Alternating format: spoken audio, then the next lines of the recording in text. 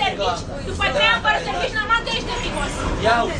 Dacă îi vorbeați frumos și explicați... Ce să vorbesc frumos, domnule? Ce să vorbesc frumos? Au ieșit să facă ciubucuri duminica și să-mi ia codul personal acum să mă trezesc nu orice... Nu va nimeni codul personal. Doamnă, de ce mi-a cerut mie actul? Cum să nu potoliți? Păi cum ho? Păi da, a coborât și vatmanul, că nu mai poate să conducă de halemaua care ați făcut-o. Păi cum să mă calmez, domnule? Mai întâi să-mi dea statul român servici. Ascultați un pic, că omul ăsta e nervos și e șoferul. Coboră jos certă. Dar n-am chef să mă cobor și să mă cer. Aoleu, doamnă. Nu travai pentru tine. Dacă am 10 nebuni ăștia toată ziua, eu mă lat la muncă a doua zi, nu? Eu n-aveam de mine să ajung aici, eu vreau să ajung la Șira Mare. Pentru o stație îmi face atâta caz.